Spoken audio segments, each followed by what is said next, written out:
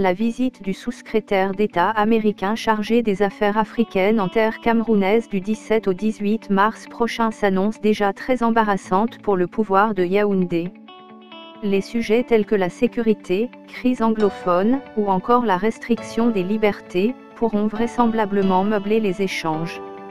Mais l'on peut déjà imaginer la nature du ton que devrait utiliser le haut fonctionnaire américain pour s'adresser aux autorités camerounaises.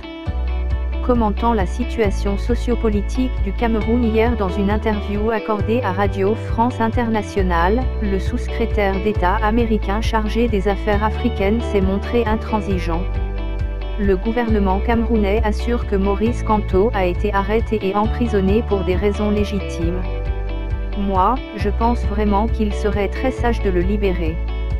Parce que ce soit vrai ou faux, il est perçu comme ayant été incarcéré pour ses activités politiques, a expliqué Tobor Nagui. Le « Monsieur Afrique » de Donald Trump a, au sujet de la crise anglophone, invité les autorités camerounaises à être « plus sérieuses ». Des déclarations qui ont immédiatement provoqué le courroux du pouvoir de Yaoundé. Le ministre de la Communication, porte-parole du gouvernement, a dit regretter vivement ces propos qui, non seulement, dénotent une méconnaissance des enjeux, des réalités et des faits concernant l'arrestation de Maurice Kamto et nombre de ses partisans, ainsi que la situation dans les régions du nord-ouest et du sud-ouest, mais aussi trahissent une grave velléité d'immixtion à peine voilée et inadmissible, dans les affaires intérieures du Cameroun.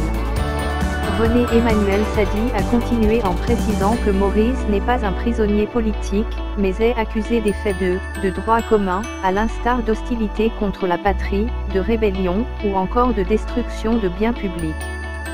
Voilà donc une nouvelle brouille diplomatique qui pointe à l'horizon entre Washington et Yaoundé. L'ambassadeur américain au Cameroun, Peter-Henri Barlerin, avait conseillé au président Paul Biya de ne pas se représenter à l'élection d'octobre 2018, une déclaration qui avait fait l'effet d'une bombe dans le camp présidentiel.